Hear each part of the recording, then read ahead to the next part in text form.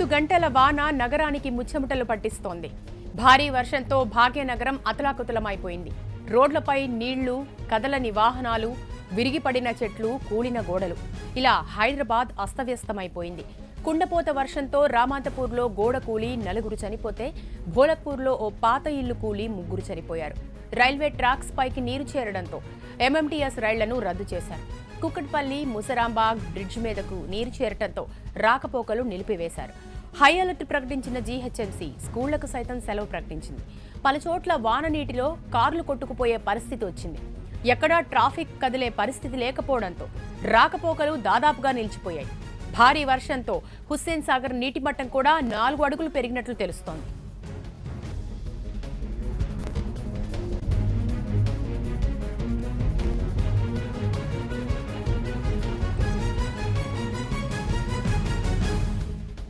వర్ష భీభత్సానికి రామంతపూర్లో గోడ కూలి 4 మరణించారు. ఇక పూర్తి సమాచారం మా రిపోర్టర్ రమణ లైవ్ లో అందిస్తారు.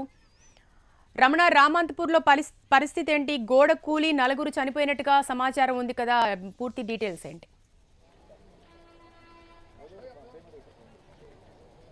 శిరీష, ఉదయం నుంచి కురుస్తున్న భారీ వర్షానికి నగరం అతలాకుతలమైంది. అయితే నగరంలో 2 ప్రాంతాల్లో ఇల్లులు కూలడంతో మొత్తంగా 7 మృత్యువాత పడ్డారు. మహబూబ్ నగర్ జిల్లా నుంచి వలస కూలీలుగా నగరానికి పొట్ట చేతికి పట్టుకొచ్చి వచ్చిన కుటుంబం మొత్తం మనం ప్రస్తుతం చూస్తున్నటువంటి ఈ ప్రాంతంలోనే సజీవ సమాధి అయిపోయింది.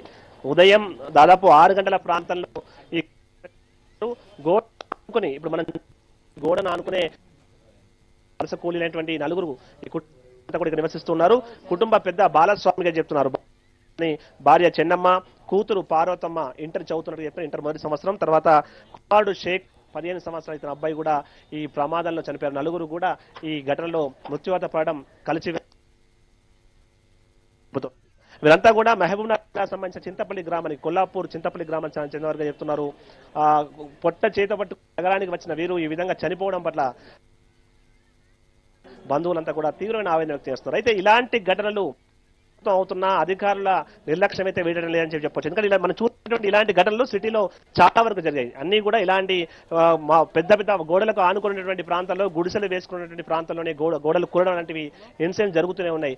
జీహెచ్ఎంసీ ప్రమాదాలు జరిగినప్పుడు మాత్రం ఇలాంటి వాటిని మేము మార్చివేస్తాం, ఖచ్చితంగా తొలగిస్తామని చెప్తున్నప్పటికీ అలాంటి చర్యలు చేపట్టకపోవడం వల్ల ఇలాంటి ప్రమాదం జరుగుతుందని చెప్పాలి. ఏదేమైనా 4 మాత్రం ఈ కుటుంబంలో 4 కుటుంబ సభ్యులు ఈ ప్రమాదంలో చనిపోయారు. వారికి సంబంధించిన బంధువులు చాలా మంది ఉన్నారు. చెప్పండి, వీళ్ళ సంబంధించిన వివరాలు ఏంటి, ఎప్పుడు జరిగింది? సార్ మేము చూడలేదు, ఎప్పుడు జరిగిందంటే మేము చూడలేదు. మాకు ఫోన్ వస్తే మేము వచ్చి ఊరుకొచ్చిన వీడికి వచ్చి చూస్తే 7:30 కాదు 9కి మిగిలిందంట కూడా. మాకు ఫోన్ చేసే వరకు మేము ఊరుకొచ్చినాం. ఊరుకొచ్చి చూస్తే మేము వచ్చే వరకు తీసి పెట్టిండ్రు పోలీసు వాళ్ళు.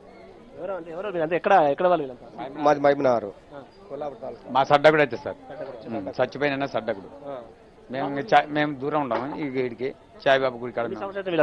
మేము 20 దాటుతాం, 20 సంవత్సరాలు. కాలు జాగుంటే ఆడేసుకుని బతుకున్నాం సార్ మేము. ప్రభుత్వం నుంచి మీకు ఎలాంటి అది వచ్చింది? ఏం చేస్తారు, బతకనికి వేసుకున్నాం. మరి మేమేం చేస్తున్నాం? ప్రభుత్వం చెప్పిందా సాయం చేద్దామని? ఏం చెప్పాలి, ఇప్పుడే ఊరుకొస్తున్నాం మేము. మాకు ఇది వరకు 4 చచ్చిపోయారు పిల్లలు, అలా కుటుంబాన్ని మొత్తం పోయారు. నేను నిలబడు అంతా మీరే చేయాలి. ఇప్పుడు కూడా గోడ కూలిపోయింది, అంతా న్యాయం చేయాలి సార్.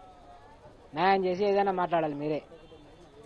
జీహెచ్ఎంసీ అధికారులు ఇక్కడికి ప్రాంతానికి వచ్చి మొత్తం ఘటనా స్థలం పరిశీలించారు. ₹1,00,000 ఎక్స్గ్రేషియా కూడా ప్రకటించిన పరిస్థితి మనం చూడొచ్చు. వారికి సంబంధించిన పిల్లలకు సంబంధించినటువంటి పుస్తకాలు కావచ్చు, వారి వంట సామాగ్రి అవన్నీ కనిపిస్తున్నాయి. ప్రతిరోజు ఎప్పుడు నిత్యం నవ్వుతూ మమ్మల్ని పలకరించేవారు. ఈ విధంగా విగత జీవులుగా పడి ఉండడానికి మేము తట్టుకోలేకపోతున్నాం కూడా వారి కుటుంబ సభ్యులు చెప్తున్నారు. ఆ వాచ్ కూడా అలాగే ఉంది, ఆ గోడకు ఆ విధంగానే మనకు కనిపిస్తోంది. అందులో మనం చూడొచ్చు, ఆ వాచ్ కూడా అలాగే కనిపిస్తోంది. మొత్తం అంటే ఉదయం వేళ స్థానికులు గుర్తించడంతో వారంతా వచ్చి వారే సహాయక చర్యలో పాల్గొన్నారు. మెల్లిమెల్లిగా వారందరినీ కూడా బయటకు జరిగింది. ఎవరైనా కుల ప్రాణంతో ఉంటే వారిని ఆసుపత్రి నుంచి ప్రయత్నం చేస్తాం అనుకున్నారు. కానీ అప్పటికే 4 కూడా తుది శ్వాస విడిచినట్టుగా స్థానికులు చెప్తున్నారు. ఆసుపత్రికి తీసుకెళ్లే లోపే వారి ప్రాణాలు గాలి కలిసిపోయి చెప్తున్నారు. ఏదేమైనా ఈ ఘటన మాత్రం తీవ్ర విషాదాన్ని నింపుతోంది. అటు బోలక్పూర్లో కూడా ఇలాంటి ఘటనే. బోలక్పూర్లో పాత ఇల్లు కూలిపోయి అక్కడ ఒక 3 చనిపోయారు. నగరం అంతా కూడా అతలాకుతలం అయిపోయింది. నగరంలో ఇంకా ఇలాంటివి చాలా ఉన్నాయి. ఇప్పటికైనా జీహెచ్ఎంసీ అధికారులు జాగ్రత్త పడాల్సిన అవసరం ఉంది. ఇలాంటివన్నీ ఎక్కడైతే ఉన్నాయో వాటిని గుర్తించి వాటిని తొలగించే ప్రయత్నం చేయాలి. అలాంటి వారిని ఖాళీ చేసి వారికి మంచి పునరావాసాన్ని కల్పించే ప్రయత్నం చేయాలని కూడా స్థానికులు కోరుతూ ఉన్నారు. ఏదేమైనా ప్రస్తుతం డెడ్ బాడీస్ అన్ని కూడా గాంధీ ఆసుపత్రి తరలించారు. వారికి పోస్ట్ మార్టం కూడా మరి కాసేపట్లో పూర్తయ్యే అవకాశాలు ఉన్నాయి. ఇప్పటికే జిహెచ్ఎంసీ తరఫున మాత్రం ఒక్కొక్కరికి 4 లక్షల రూపాయల చొప్పున ఆర్థిక సహాయం ప్రకటించారు. ఇంకా కార్మిక చట్టం ప్రకారం ఎలాంటి మనకి సహాయం అందాలన్నా వాటన్ని కూడా మేము అందిస్తామని కూడా అటు ప్రభుత్వం చెప్తోంది. శిరీష.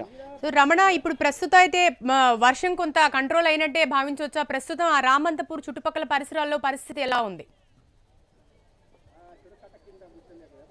మనం సిటీ వ్యాప్తంగా ఇంకా పరిస్థితి ఇంకా అసలు క్లియర్ కాలే అని చెప్పాలి. చాలా చోట్ల ట్రాఫిక్ జామ్లు ఉన్నాయి. ఎందుకంటే ఆఫీస్ వేళలే ప్రస్తుతం ఉన్నాయి కాబట్టి చాలా ప్రాంతాల్లో కూడా ఇంకా ఫుల్ ట్రాఫిక్ జామ్ ఉంది.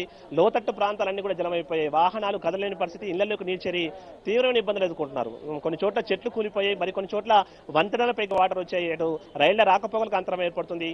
ఇప్పటికే జిహెచ్ఎంసీ కూడా స్కూళ్లకు, ప్రభుత్వ స్కూళ్లకు, అన్ని స్కూళ్లకు కూడా సెలవులు ప్రకటించి ఉంది. నగరంలో ప్రస్తుతం అయితే జనజీవనం పూర్తిగా స్తంభించిపోయిందని చెప్పాలి. ముఖ్యంగా లోతట్టు ప్రాంతాల్లో పరిస్థితి అయితే చాలా దారుణంగా ఉంది. అటు హుస్సేన్ సాగర్ సంబంధించి హుస్సేన్ సాగర్ లోతట్టు ప్రాంతాల పరిస్థితి కూడా, అంటే వారంతా ప్రజలు కూడా బిక్కుబిక్కుమంటూ భయపడాల్సిన పరిస్థితి కనిపిస్తుంది. ఇటు ప్రధానంగా ఏవైతే కాలువలు, మూసీ కాలువ ఉన్న ప్రాంతాల్లో కూడా స్థానికులు భయపడుతున్న పరిస్థితి కనిపిస్తుంది. ఇప్పుడిప్పుడే అంటే సహాయక చర్యల్లో ఇప్పటికే జిహెచ్ఎంసీ బృందాలు అయితే రంగంలోకి దిగి వాటిని క్లియర్ చేసే పని చేస్తున్నాయి. కానీ సహాయక చర్యలకు మాత్రం ఇంకా వర్షం ఆటంకం కలిగిస్తుంది. కొన్ని ప్రాంతాల్లో ఇంకా ఎడతెరిపి లేకుండా వర్షం కురుస్తూనే ఉంది. ఈ వర్షం రాత్రి వరకు కూడా కురిసే అవకాశం ఉన్న నేపథ్యంలో మాత్రం జిహెచ్ఎంసీ ఇప్పటికే ప్రజలకైతే అన్ని స్థాయిలో హెచ్చరికలు జారీ చేస్తుంది. అందరూ అప్రమత్తంగా ఉండాలి. దయచేసి ఇలాంటి ప్రాంతాల్లో నివాసం ఉంటున్న వాళ్ళు మాత్రం మరి జాగ్రత్త పడాల్సిన అవసరం కూడా అటు జిహెచ్ఎంసీ తరఫున ప్రకటనలు జారీ అయ్యాయి. మరోవైపు అన్ని చోట్ల కూడా సహాయక చర్యలు ముమ్మరంగా కొనసాగిస్తున్నామని జిహెచ్ఎంసీ ప్రకటన కూడా చేయడం జరిగింది. శిరీష. Thank you Ramana. బోలక్పూర్లో కూడా ఇల్లు కూలి 3 మృతి చెందినట్టుగా సమాచారం ఉంది. పూర్తి డీటెయిల్స్ ని మా ప్రతినిధి ప్రవీణ్ అందిస్తారు. ప్రవీణ్, బోలక్పూర్లో పరిస్థితి ఏంటి? మృతి చెందిన వారి పరిస్థితి ఏంటి? వారి వివరాలేంటి? అయితే బోలక్పూర్ లో ఇప్పటికే ఈ యొక్క క్షతగాత్రులు 3 కూడా గాంధీ ఆసుపత్రికి కూడా తరలించడం జరిగింది. చికిత్స పొందుతూ కూడా 3 మృతి చెందినట్లు ఇప్పటికే వైద్యులు కూడా నిర్ధారించడం జరిగింది. ఈ నేపథ్యంలోనే స్థానికంగా ఉన్నటువంటి ఎమ్మెల్యే, తర్వాత అక్కడ ఉన్నటువంటి ప్రజాప్రతినిధులు కూడా ఘటనా స్థలాన్ని కూడా పరిశీలిస్తున్నారు. ఇప్పటికే సిపి మహేష్ భగవత్ కూడా అక్కడికి చేరుకుని పరిస్థితిని కూడా సమీక్షిస్తున్నటువంటి పరిస్థితి. మొత్తానికి ఈ రోజు జరిగినటువంటి ఏదైతే వర్షానికి సంబంధించిన విషయంలో మాత్రము 7 కూడా మృతి చెందినట్లు కూడా తెలుసు. 7 మృతి చెందడం జరిగింది. రామంతపూర్ లో 4, బోలక్పూర్ లో కూడా 3 మృతి చెందడం జరిగింది. వీరందరికీ కూడా ₹1,00,000 కూడా ఎక్స్గ్రేషియా కూడా ఇప్పటికే జిహెచ్ఎంసీ మేయర్ కూడా ప్రకటించడం జరిగింది. అయితే ఈ ప్రధానంగా లోతట్టు ప్రాంతాలన్నీ జలమయమైనటువంటి పరిస్థితి. అయితే ప్రమాదక హెచ్చరికలు జారీ చేయకపోవడం ఇలాంటి ఘటనలు చోటు చేసుకుంటున్నాయనేది కూడా మనకు స్పష్టంగా కనపడుతుంది. అయితే బోలక్పూర్ దాని విషయంలో మాత్రం ఖచ్చితంగా ఏదైతే ఇది పురాతనమైనటువంటి భవనం, ఈ భవనం కూలడంతోనే ఒక్కసారిగా 2 చిన్నారులతో పాటు తల్లి కూడా ఈ యొక్క ఘటనలో కూడా చనిపోవడం జరిగింది. వీరందరినీ కూడా ఇప్పటికే బొంతు రామ్మోహన్, తర్వాత స్థానికంగా ఉన్నటువంటి ఎమ్మెల్యే కూడా పరామర్శించినటువంటి పరిస్థితి. అయితే ఈ 3 యొక్క మృతదేహాలను కూడా తీసుకెళ్లే ప్రయత్నం చేస్తున్న నేపథ్యంలో అక్కడ ఉన్నటువంటి స్థానికులు కూడా వారిని అడ్డుకోవడం జరిగింది. ఎందుకంటే తమకు న్యాయం చేయాలి, న్యాయం చేసేంత వరకు ఎటువంటి విధంగా ఇక్కడి నుంచి తరలించేది లేదంటూ కూడా ఆందోళన చేస్తున్నటువంటి పరిస్థితి కూడా మనకు స్పష్టంగా కనపడుతుంది. మరోవైపు ఇప్పటికే ఎందుకంటే సహాయక చర్యల కోసం ఇప్పటికే జిహెచ్ఎంసీ అధికారులు, తర్వాత పోలీసులు కూడా పెద్ద ఎత్తున చేరుకొని సహాయక చర్యల్లో కూడా పాల్గొంటున్నారు. అయితే ఎక్కడైనా కానీ గోడ కూలినటువంటి పరిస్థితి కానీ, లేకుంటే ఎక్కడైనా లోతట్టు ప్రాంతాల్లో జలమయమైనటువంటి పరిస్థితులు ఉన్న సందర్భంలో ఎవరైనా కానీ అలా చిక్కుకున్న వారి కోసం ఇప్పటికే హెల్ప్ లైన్ నెంబర్స్ కూడా ఏర్పాటు చేయడం జరిగింది. 100, తర్వాత 2111111 ఈ నెంబర్లు కూడా ఏర్పాటు చేసి ఎవరైనా కానీ సహాయక చర్యల్లో కావాలనుకుంటే ఖచ్చితంగా ఈ నెంబర్ కి ఇన్ఫార్మ్ చేయాలంటూ కూడా ఇప్పటికే జిహెచ్ఎంసీ అధికారులు ఆదేశాలు జారీ చేశారు. అయితే ఇప్పటికే సిపి మహేందర్ రెడ్డి, తర్వాత వచ్చేసి సైబరాబాద్ 2 సిపిలు కూడా పూర్తి స్థాయిలో కూడా సహాయక చర్యల్లో పాల్గొనాలంటూ కూడా పోలీసులు కూడా ఆదేశించినటువంటి పరిస్థితి కూడా కనపడుతుంది.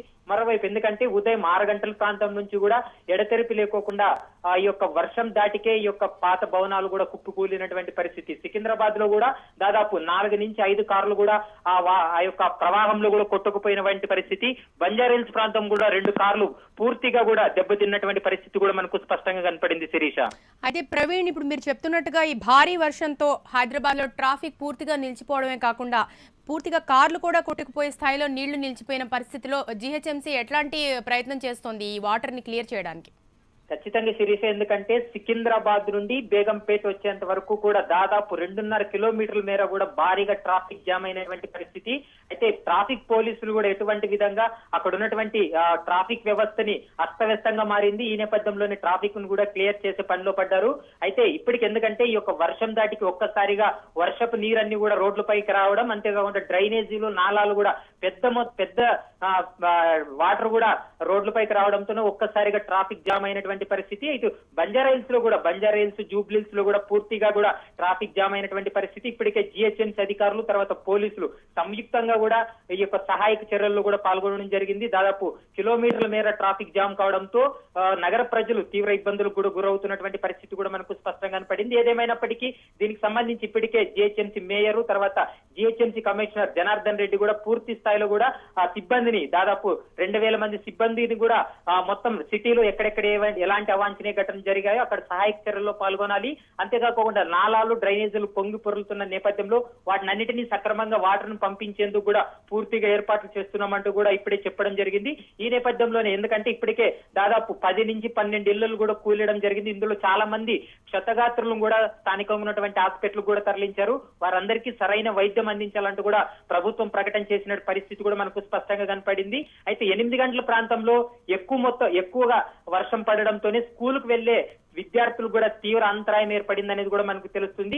ఈ నేపథ్యంలోనే ఆ స్కూల్స్ కూడా ఈ రోజు సెలవు ప్రకటించింది రాష్ట్ర ప్రభుత్వం. ఇప్పటికే ఎవరే గాని చిన్న పిల్లలు గాని తల్లిదండ్రులు ఎవరిని గాని స్కూల్ కి వెళ్ళనివ్వద్దండి. ఎందుకంటే బయటకు వస్తే ఖచ్చితంగా ఏదైనా ప్రమాదాలు జరిగితే తీవ్ర ఇబ్బందులు గురయ్యే అవకాశాలు ఉన్నాయి కాబట్టి ఖచ్చితంగా ఎవరు స్కూల్ కు వెళ్ళొద్దంటూ కూడా ఇప్పటికే మీడియా ద్వారా తర్వాత రాష్ట్ర ప్రభుత్వం కూడా చెప్పినటువంటి పరిస్థితి. ఇప్పటికే ఏదైతే కళాశాలలు కానీ స్కూల్స్ కానీ వాటిని అన్నిటినీ కూడా ఇప్పటికే మూసివేయడం జరిగింది. అయితే ఈ 8 గంటల లోపల వెళ్ళినటువంటి విద్యార్థులందరినీ కూడా వారి ఇళ్లకు స్వస్థలాలకు కానీ వాళ్ళ ఇళ్లకు కానీ ఖచ్చితంగా సేఫ్ గా తీసుకెళ్లేందుకు కూడా ఇప్పటికే అక్కడ ఉన్నటువంటి ఉపాధ్యాయులు కావచ్చు లేకుంటే పేరెంట్స్ కావచ్చు వాళ్ళందరూ జాగ్రత్తగా తీసుకెళ్లాలంటూ కూడా ఇప్పటికే రాష్ట్ర ప్రభుత్వం తర్వాత అధికారులు కూడా చెప్పినటువంటి పరిస్థితి కనపడుతుంది. Sirisha, thank you Praveen.